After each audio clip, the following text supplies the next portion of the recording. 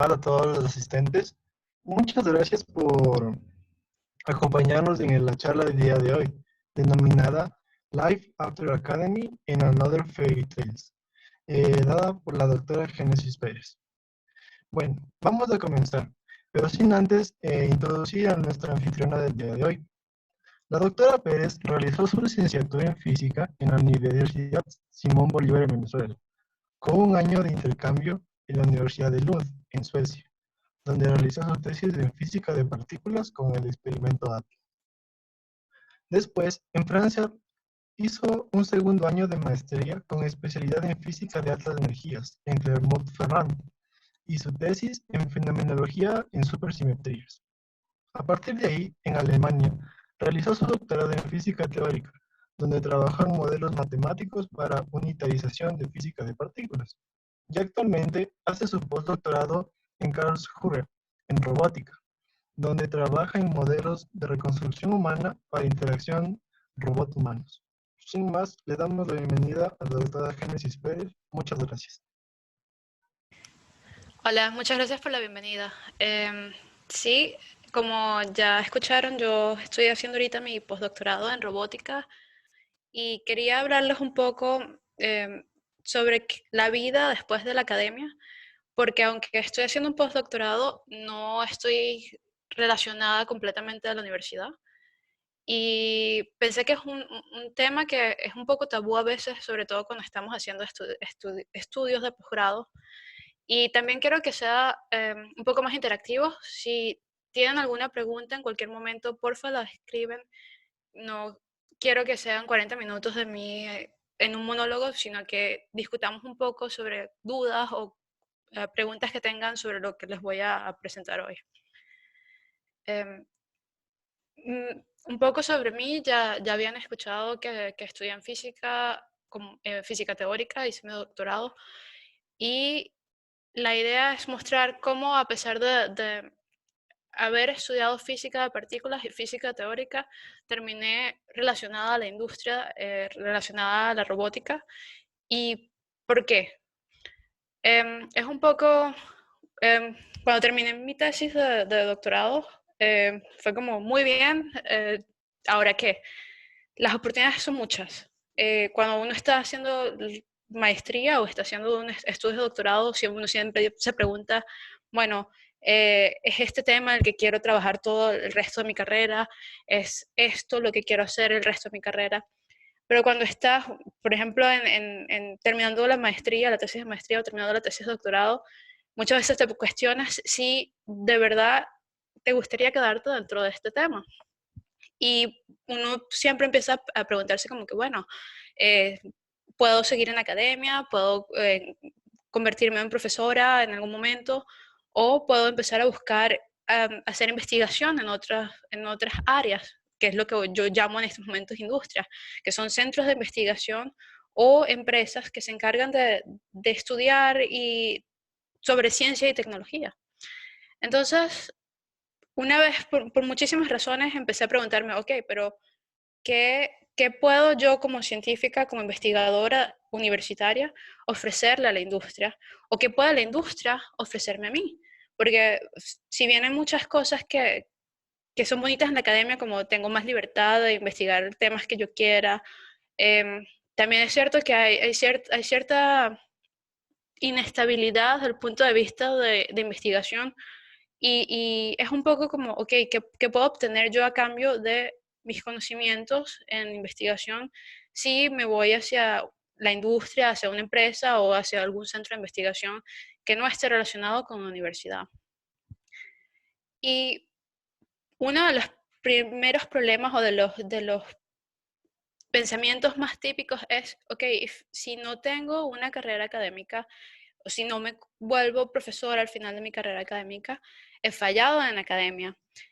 Y es una creencia un poco falsa porque la realidad es que, por lo menos en Alemania o en Francia o en España, donde hay muchísimos estudiantes de posgrado, es muy poca la gente que persigue esta carrera académica, o sea, que se convierte al final de los días en profesor. Y cambiarse o alejarse un poco de la universidad no quiere decir que uno ha renunciado por completo a la investigación y tampoco quiere decir que se han cerrado todas las puertas de investigación en la universidad. Yo estaba buscando hoy algunas fuentes sobre cuánto es en realidad el porcentaje de personas que al terminar sus estudios de posgrado eh, continúan o persiguen la carrera como profesor. Y me encontré con un artículo que decía que solamente un 10% de los postdoctorados son los que terminan en la universidad y aproximadamente un 3% de doctorantes son los que se convierten en profesores. Que a pesar de sonar exagerado, es un poco la realidad lo que uno ve. Por ejemplo, ok, no puedo encontrar como tal una fuente confiable, pero hice un poco como de estadística sobre mis 4 años en el instituto donde estaba trabajando y de mis memorias recuerdo haber conocido, por ejemplo, 8 estudiantes de maestría, aproximadamente 10 estudiantes, o sea, estoy hablando de los que terminaron durante estos 4 años, 10 estudiantes de doctorado y 7 investigadores de postdoctorado. Y el porcentaje de gente que siguió en investigación en la universidad o que continuó en un camino hacia convertirse en profesor o hacia seguir haciendo investigación universitaria es muy, muy pequeño. O sea, sobre todo si uno lo ve hacia los estudiantes de doctorado o hacia los investigadores de postdoctorado, el porcentaje de gente que se queda en academia y que no se va a la industria es muy pequeño. Y la pregunta no es tanto el por qué, sino, ok, hay un futuro entonces en hacer investigación en otra área. O cómo puedo yo utilizar todas las herramientas que he acumulado en estos días. Um, Esto, yo quiero decir, no es un problema de Monty Hall, no son 3 puertas que estadísticamente, si me escojo una, ya descarto las demás, pero de todas formas, yo quiero escoger la puerta número 2, que es, quiero hacer investigación y no quiero estar relacionado a una universidad, pero tampoco sé cómo empezar, o si hay un futuro, que es la primera pregunta que todos nos podemos hacer. Encuentro trabajo como científico o encuentro trabajo en áreas de investigación que estén relacionadas a lo que yo he aprendido estos años. Y sí, hay muchísimos libros, muchísimos artículos, hay muchísima gente encargada en estos momentos de decirle a los estudiantes de maestría y de doctorado, sí, mira, hay muchísimas oportunidades y estamos contentos de que la gente con las herramientas que ustedes tienen se cambien como que al lado oscuro, por decirlo de alguna forma. Y no es ese mundo de incertidumbre y de miedo de, no voy a, si dejo la universidad, no voy a seguir investigando y no voy a seguir haciendo, contribuyendo con la mejoría de los problemas que yo estaba tratando antes. Pero antes, o sea, la forma de encontrar un área de investigación o de buscar qué hacer o en qué área trabajar, que no sean en academia, lo primero que uno tiene que hacer es como reconocer qué hemos aprendido durante esos años de maestría o de doctorado. Por ejemplo, si tenemos experiencia con software, muchos de nosotros desarrollamos la habilidad crítica, un pensamiento crítico. Somos capaces de trabajar de manera independiente, somos capaces de trabajar bajo horarios que son no muy flexibles también. Somos curiosos, entendemos también sobre ciencia y tecnología en muchos casos.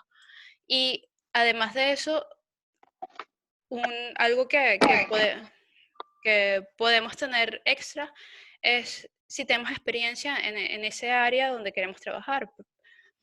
Es algo que es bueno, pero no quiere decir que sea completamente descartado. No quiere decir que si no estudiamos informática no podemos seguir trabajando, no podemos aplicar a un trabajo de investigación en informática o con algo relacionado a informática. Entonces, un poco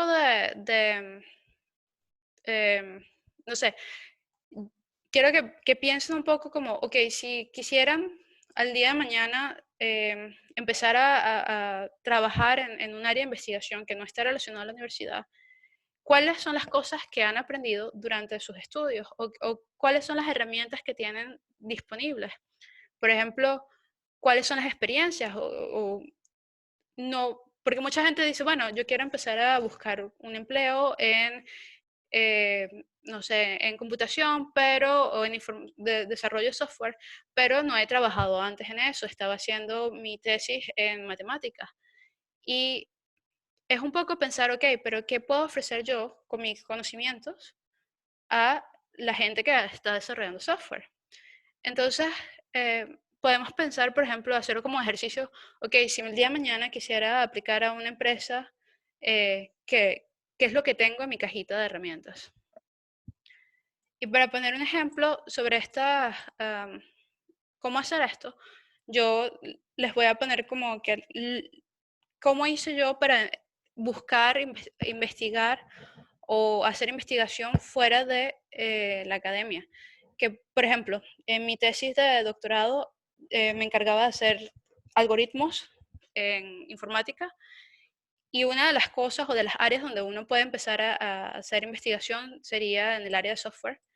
Em, pero también hay que pensar, ok, qué tanta experiencia tengo programando, qué tanto tiempo tengo para aprender, cómo puedo mejorar lo que ya sé o lo que he aprendido de estos años. O, por ejemplo, entender modelos matemáticos, si hemos estudiado física, es algo que podemos hacer. Entonces, hay mucha gente buscando por, para analizar data o para analizar modelos matemáticos, por ejemplo, en finanzas. En la bolsa siempre se están buscando gente que sabe utilizar distintos tipos de programación y además que entiendan muy bien sobre estadísticas. Em, Hay otras áreas, por ejemplo, en el caso de realidad virtual, donde uno puede desarrollar las partes o las componentes de física. Entonces es un poco jugar como, ok, si yo entiendo sobre modelos matemáticos y simulaciones, tengo como que un área donde puedo seguir investigando o donde puedo trabajar después de la academia. Em, Además de eso, muchos de nosotros tenemos experiencia trabajando en colaboraciones internacionales y somos independientes y eso también lo buscan, por ejemplo, si vas a trabajar en el área de consulting o en el área de administración, especialmente para administración de proyectos científicos. Entonces, una vez que reconoces las herramientas o cómo, qué has desarrollado, qué has aprendido estos años en la universidad haciendo investigación, puedes un poco minimizar el área de búsqueda o minimizar qué puedes ofrecerle tú o cómo puedes venderte, entre comillas, a la industria y decir, mira, tengo todas estas oportunidades o tengo todos estos conocimientos y esta área donde ustedes están trabajando o donde ustedes quieren seguir desarrollando es algo que yo puedo contribuir.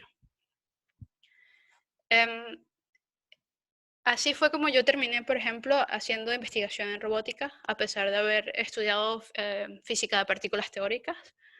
Em, el sitio o la empresa donde yo investigo no es completamente relacionado a la industria, es un centro de investigación como tal, que no está conectado a la universidad, pero es una especie de puente entre la industria y la universidad, porque la industria, por ejemplo, alguna empresa viene con preguntas o problemas y nos dicen necesitamos resolver esto, pero no queremos investigar al respecto y nos dan un poco los problemas para que nosotros desarrollemos. Nosotros no hacemos productos finales, solamente hacemos prototipos para mostrarle a las empresas que las soluciones vienen de la universidad y son posibles de esta manera. Y en mi caso yo hago investigación en el área de humanos, robots, en la colaboración y en la interacción, y cómo aplicar también un poco inteligencia artificial. Eh, ¿Cómo se aplica, o sea, cómo se relaciona esto con lo que yo estudié? Es, como dije antes, es un poco, si durante nuestras carreras hemos aprendido muchísimo a ser curiosos, a seguir aprendiendo, a seguir buscando como que, ok, ¿cómo resuelvo esto? Y son cualidades que no todo el mundo aprende, que no todo el mundo ha sido entrenado para tener y que una vez al traerlas de nuevo al área de industria, se vuelven beneficiosas porque logramos conseguir respuestas que es un poco seguir pensando como si estuviéramos en academia, pero más aplicado y con resultados que se pueden ver un poco más rápido. Ok, pero no solamente es saber las herramientas, también es saber cómo venderse, un poco lo que es networking. Buscar o cambiarse de lo que es la academia a la industria es, puede sonar un poco difícil al principio, pero lo importante no solamente es saber cómo ver las diferentes herramientas que tienes, pero además saber con quién hablar y buscar gente. O sea, no hay que ser tímido y decir, bueno, no, ya no voy a hablar con nadie, pero por lo general es muy bueno si uno logra comunicarse con la gente que es importante en el medio y que pueden ver tu trabajo o tu investigación durante los años. Entonces, un poco como buscar, por ejemplo, hay libros que dicen, que hablan sobre cómo comunicarse, cómo comunicar tu investigación propiamente. Eh, también, por ejemplo, LinkedIn es una herramienta súper útil estos días, sobre todo si cuando uno está haciendo la transición de academia a investigación eh, en la industria, porque puedes ver, como tener una vista más general de qué está trabajando la gente y también buscar un poco, ok, esto es lo que me interesa, esto es lo que puedo ofrecer y sobre todo si tienen la oportunidad de ir a ferias o de ir a reuniones donde hay avances de tecnología y hay avances de en diferentes áreas, no solamente en robótica, sino en computación, en comunicación, hay muchísimas cosas que se ofrecen. Es bueno ir, aunque no se esté activamente buscando cambiarse a lo que es la industria, pero para conocer un poco cómo es el ambiente, hablar con la gente que está ahí, también darse a conocer. Eh, y eso va a ser beneficioso en algún momento si quieren cambiar de la academia o de la investigación en la universidad a la investigación en la industria. Ok, hay una pregunta. ¿Cuál es la mayor dificultad al crear un nexo de cooperación entre la academia y la industria? Eh, En la academia hay un poco más margen de error de, ok, no funcionó, se puede publicar que no funcionó y ya está.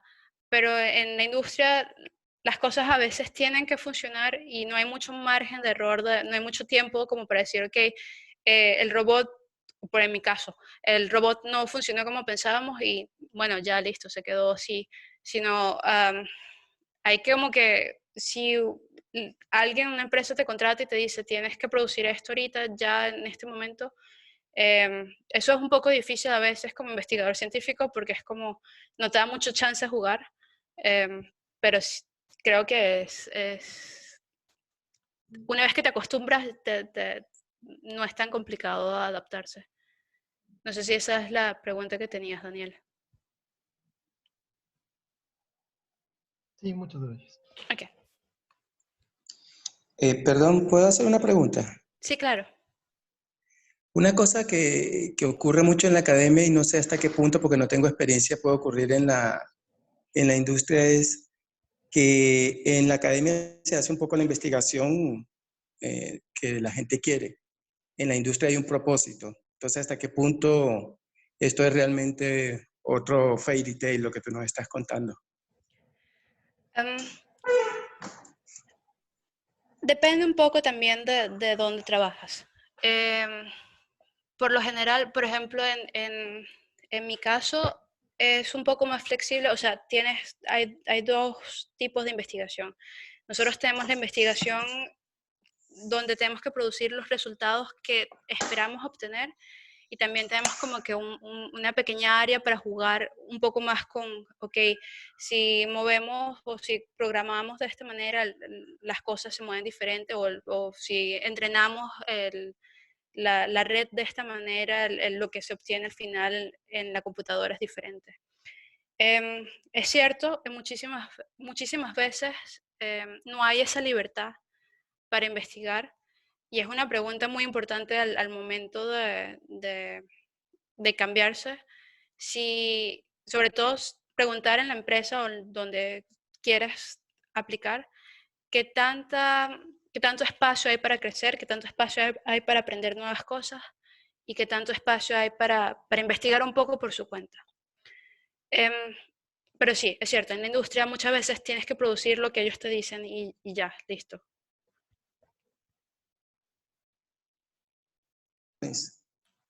¿Realmente hay excepciones a esa regla? Yo diría que ese es el tren general, ¿no? O sea, un poco como venderle tu alma al diablo, ¿no? No siempre.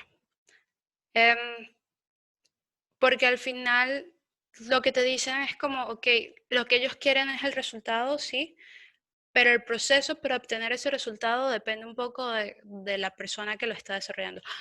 Por supuesto, depende del tiempo que tengas, pero sí hay excepciones a esa regla también.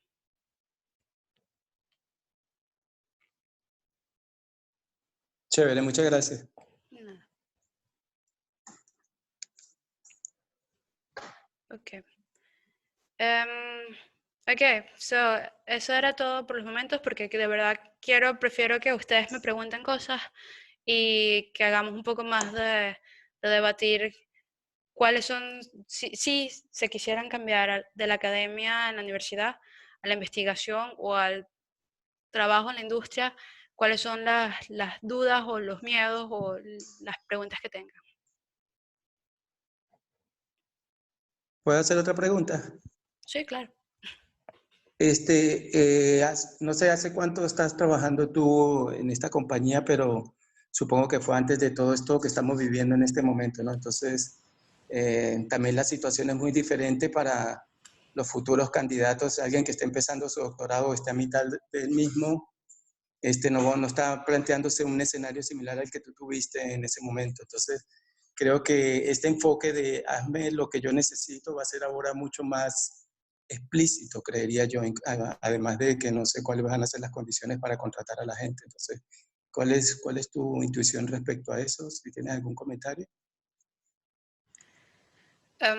Sobre hazme lo que yo necesito, bueno, creo, o en mi opinión, depende muchísimo también de las empresas.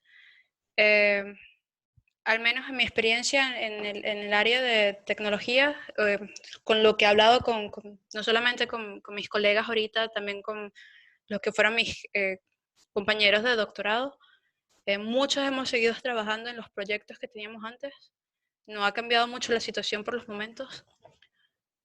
¿Cómo va a ser la situación con contratar nuevas personas y cómo va a ser la situación con la gente que está ahorita en el comienzo del doctorado o a mitad?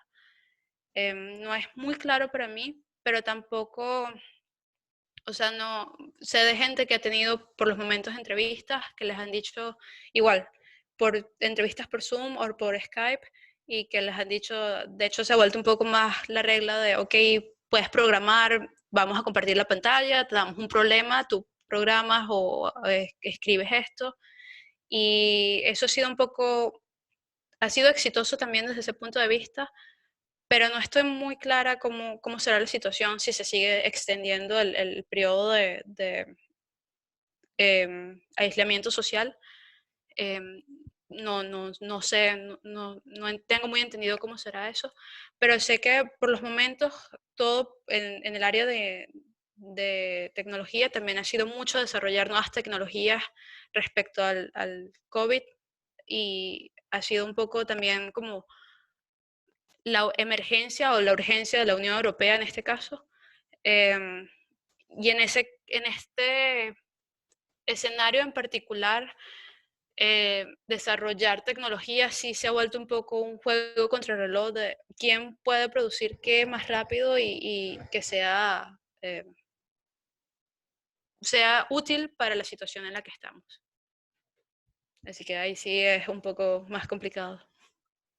No, quizás no me expliqué, no me refería a lo que está pasando en este momento, que evidentemente tienes razón, todo el mundo está abocado a dar soluciones y a enfrentarse a esto, sino que, bueno, sabemos que después de que pase toda esta situación médica del tema de los contagiados, viene el asunto económico, o sea, cómo van a estar las compañías preparadas para afrontar la situación que se les viene y, por ejemplo, las oportunidades que van a tener los científicos y, o sea, en el área que tú estás creo que van a haber muchas oportunidades. Quizás sea eso o tú piensas que se va a restringir un poco la contratación.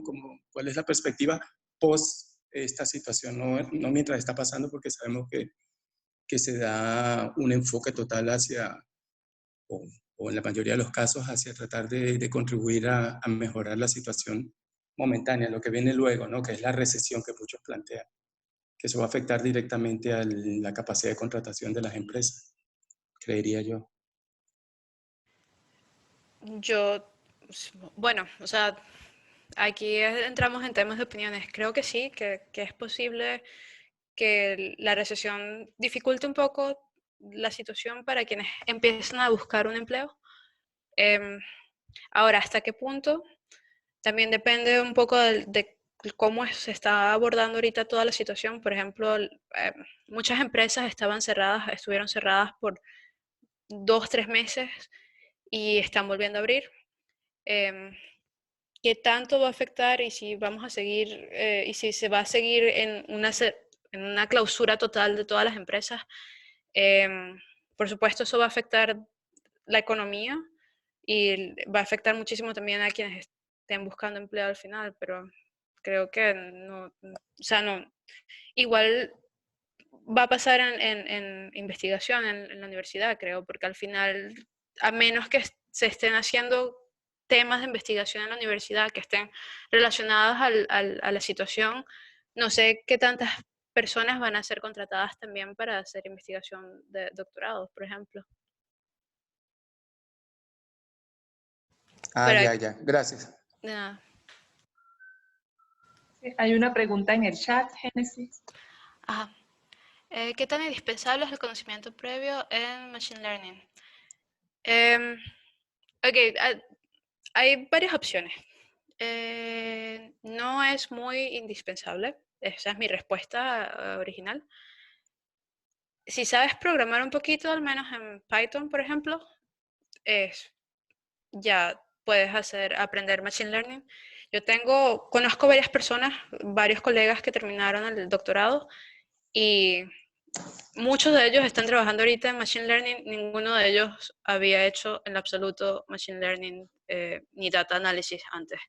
De hecho, 2 de ellos habían hecho física teórica y uno era físico experimental para el CMS en CERN, que es un poquito más relacionado a Data Analysis, pero ninguno tenía experiencia previa con Machine Learning. Así que no es algo, o sea, si no tienen experiencia en algo, no es algo, no debe ser una razón para no aplicar, sino, ok, yo sé programar un poquito, tengo esta experiencia, puedo aprender rápido y eso también juega un papel. Yo tengo una preguntita, Génesis, quizás que complementa un poco la pregunta que acaba de hacer Luis Colmenares. Es cierto que si no tenemos experiencia, eso no nos va a frenar, pero si nosotros quisiéramos aplicar eficientemente a una industria para hacer esa transición de academia a industria, en tu experiencia, o sea, basado netamente en lo que te ocurrió, ¿qué herramientas consideras que hubieses podido tener y que te hubiesen facilitado esa transición en cuanto ya a herramientas, no sé, de trabajo? Y en función de eso, ¿qué recomendación le pudieses dar a los chicos como para ir, no sé, ayudándose en ese sentido, ¿no? En mi experiencia, saber sobre programación es muy, muy importante. Es lo que te van a preguntar en todas las empresas. Explotemos a todos estos y vamos a sentir que tienen que trabajar más para poder mantenerse. ¿Aquí? ¿No? ¿Qué? ¿Pueden, por favor? Todas las empresas. Gracias. Disculpa, Génesis, puedes seguir. No, tranquila. Programación es muy, muy importante. Creo que, de hecho, en mi doctorado yo fue a programar con Fortran, que no es útil si vas a trabajar en finanzas, por ejemplo, pero si vas a trabajar más hacia el área de tecnología o de investigación, de data analysis, de machine learning, saber Python y C++ o no y o C++ es una herramienta indispensable. O sea, es algo que si yo le recomendara a alguien ahorita, por ejemplo, en este tiempo donde casi nadie está haciendo muchas cosas, mejorar las habilidades de programación. Muchas gracias, Genesis. Hay otra preguntita en el chat. ¿Qué fácil o difícil? Apenas acabado la universidad, ¿qué estamos hablando en estos momentos? ¿Estamos hablando de pregrado o posgrado? David.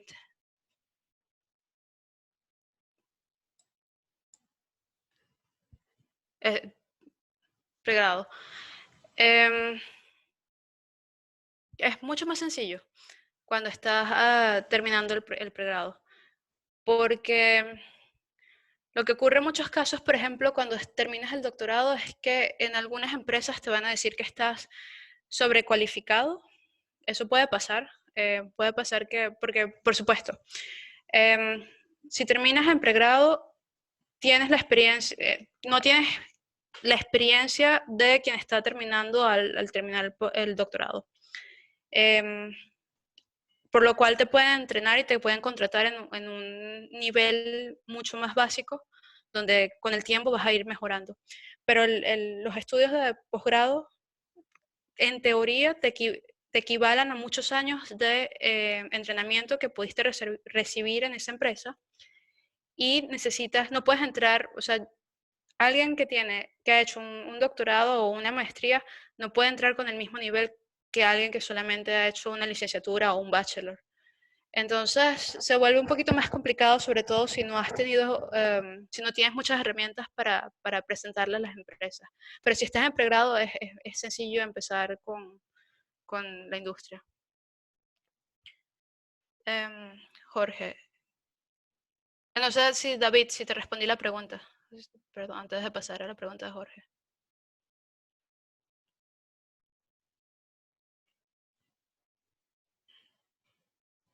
Ok. Jorge.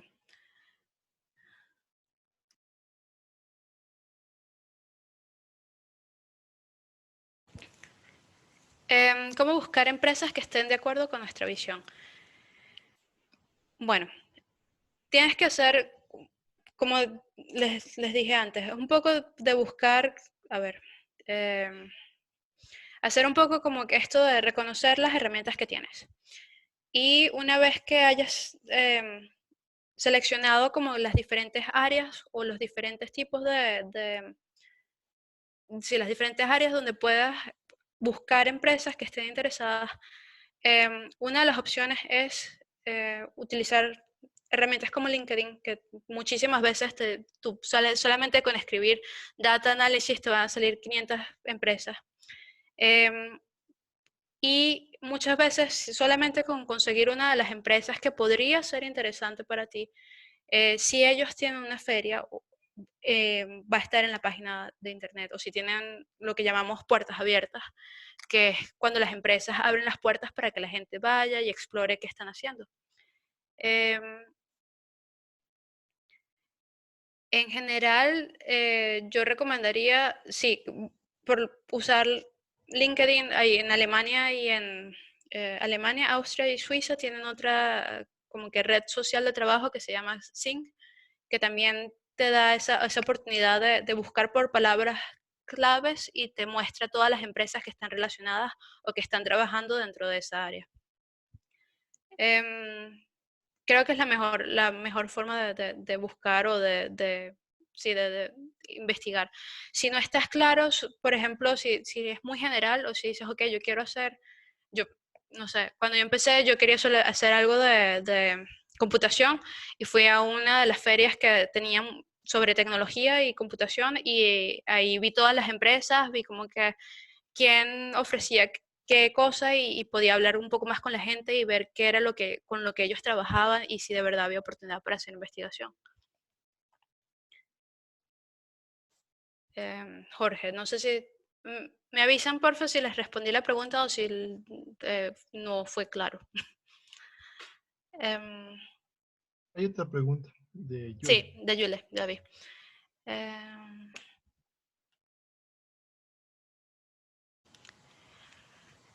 Depende muchísimo del área. Por ejemplo, la pregunta de Yule es si al estar en la industria puedes volver a la investigación. En el área de informática es muy fácil cambiarse de industria a investigación porque no hay tanta demanda de profesores. Si quieres regresarte al área de física, a menos que lo que hayas trabajado, por ejemplo, si trabajaste en una empresa para hacer en física de reactores y después quieres trabajar como en investigación en la academia en física nuclear, tienes oportunidad de regresarte. Por eso dije al principio, no es, una vez que abres la puerta de la industria, no está 100% cerrada la puerta de la investigación en la academia. Porque si te vuelves un experto en el área, o si el trabajo que estás haciendo en el área de investigación en industria se vuelve importante o es activamente algo que le interesa a la universidad siempre te va a abrir las puertas para que sigas haciendo investigación. Y por ejemplo, en mi caso, yo a pesar de estar trabajando en la industria, también puedo trabajar en colaboración con profesores de la universidad y seguir supervisando tesistas y seguir haciendo investigación para la universidad, aunque no esté totalmente relacionada. Sé de empresas, por ejemplo, como Volkswagen o Porsche en Alemania, que tienen tesistas de doctorado en la universidad también. Y entonces no se vuelve completamente aislado. No es 100% me fui a la industria y ya no vuelvo a estar.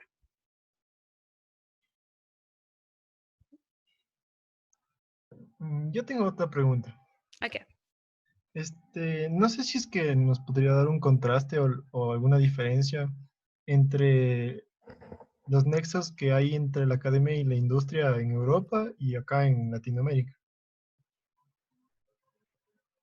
No sé. Uy, eso está más complicado. Los nexos, bueno, te puedo dar mi experiencia en Europa. No sé de verdad cómo está funcionando ahorita en Latinoamérica.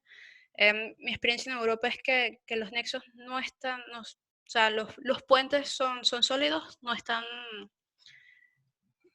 desequilibrados. Sé que las empresas buscan tesistas de maestría y de doctorado y sé que muchas personas al terminar la academia e irse a una empresa también siguen como que capturando talentos de la universidad. Pero no sé cómo está funcionando en Latinoamérica. No sé si existe esa conexión también entre la universidad y las distintas empresas allá. O sea, yo supondría que hay empresas que sí, pero depende también qué tan internacional sea, me imagino. No sé, no te puedo responder eso. Listo, no hay problema. Gracias.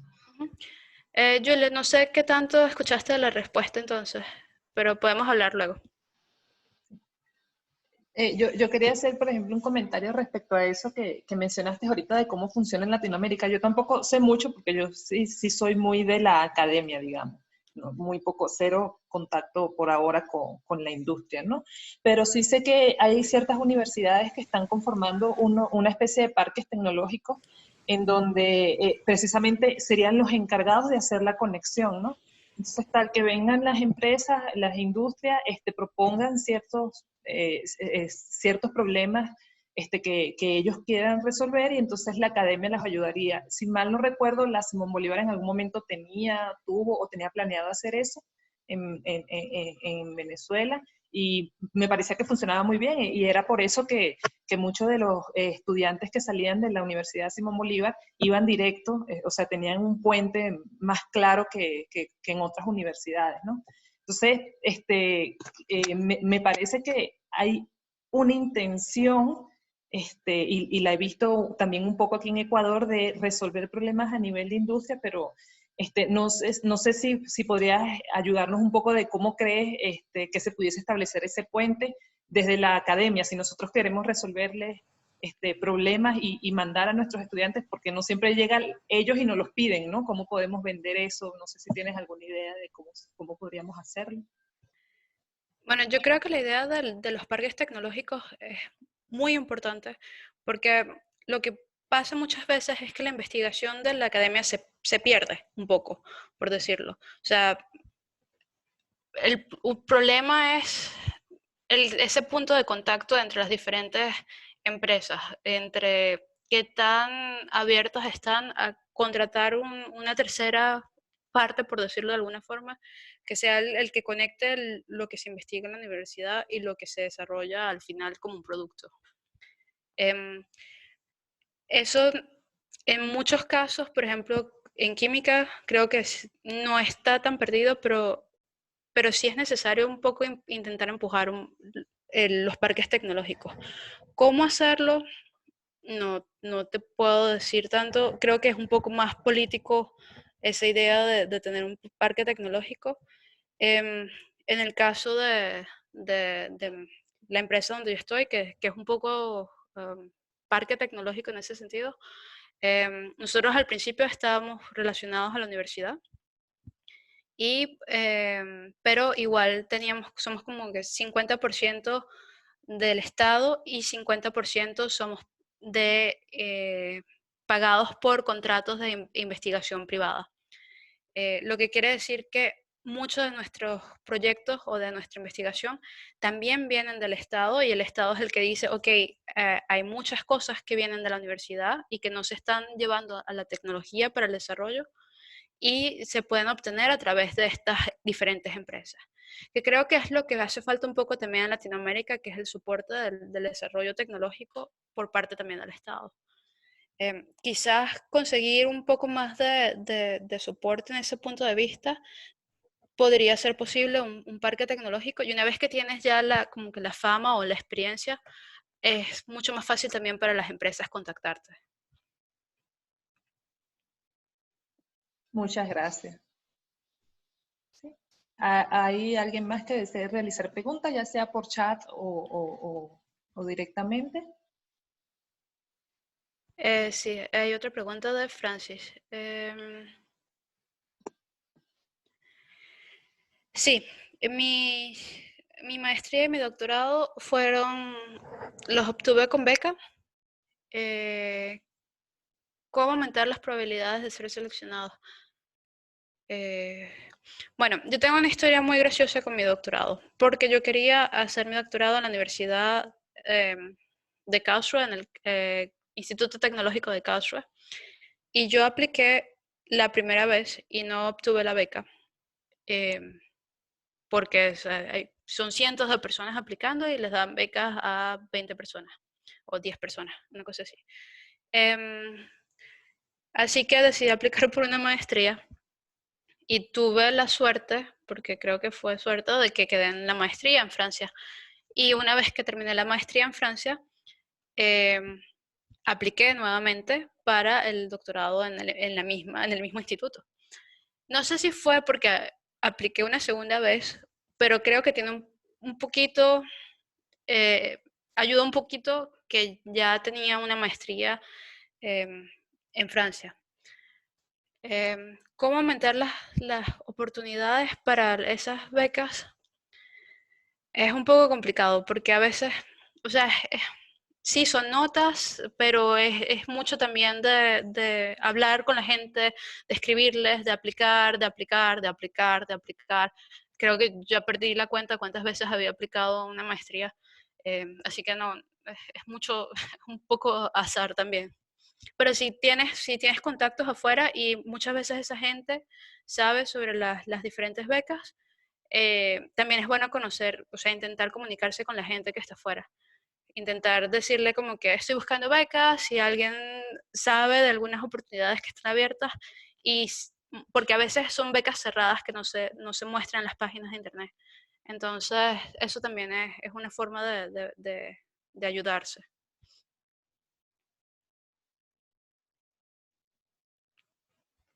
Ok. Yo tengo otra pregunta, o hay otra en el chat. No. Yo tenía otra pregunta, Génesis. Ujú. En función de lo que nos contaste, si tuvieses que decir, ¿qué extrañas de la academia que ahora no tienes trabajando en la industria? Y al mismo tiempo, ¿qué sientes tú que ganaste en la industria que no tenías cuando estabas en la parte de la academia? ¿Qué nos pudieses contar de eso? Ujujú. Bueno, yo diría que no extraño, de la academia no extraño mucho ahorita, porque, bueno, sí extraño, porque mi trabajo no es 100% hacer investigación, tengo también otras tareas que hacer, por ejemplo, cuando manejar, o sea, manejar proyectos, no siempre tienes como que la oportunidad de sentarte y programar, que es un poco lo que extraño también de la academia, porque son tareas que se asignan por lo general a los estudiantes. Em, pero por otro lado, es un poco de tener más estabilidad, que era lo que me faltaba en la academia, en el sentido de muchas veces, por ejemplo, aquí en Europa es muy común de que los posgrados son 2 años solamente y el estar constantemente viajando y constantemente mudándote de ciudad cada 2 años o cada año, dependiendo de cómo consigas un postdoctorado, es un poco te cansa un poco también. Entonces, la estabilidad que te ofrece la industria desde ese punto de vista es mucho, mucho mejor. O sea, sabes que puedes estar en un sitio y que vas a estar ahí por un periodo o hasta que tú decidas, o si decides quedarte todo el tiempo, cosa que no pasa tanto con la academia.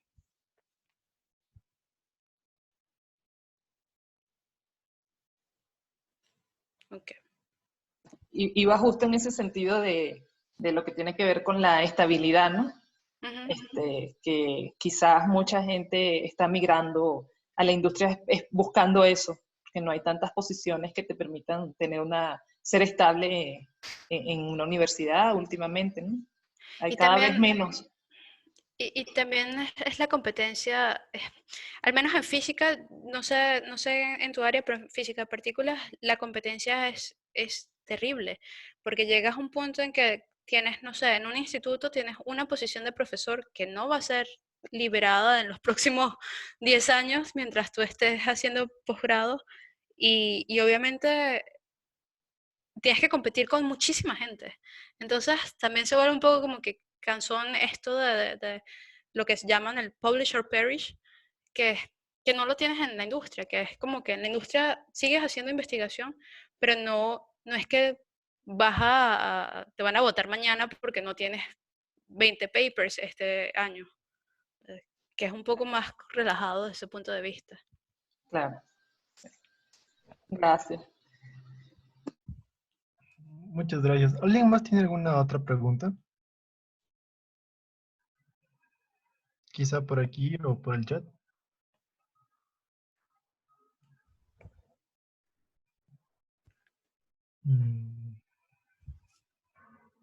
Si no, podríamos dar por terminada la charla y para recordarles a los asistentes que también se subirá al canal de YouTube de la Asociación de Física para que cualquier persona la pueda ver. Y si tienen preguntas también me pueden escribir en algún momento un correo. Dejo Buenísimo. mi correo también, por si acaso, o sea, mientras la información cae, eso suele pasar y dice, no pregunta esto. Muchas gracias, Génesis. Muchísimas gracias. Gracias a ustedes por la invitación. Sí, y gracias a todos los asistentes también. Ahí está el correo, justo el correo está mostrado en la pantalla ahorita para Luis Colmenares que está preguntando. Sí, está ahí.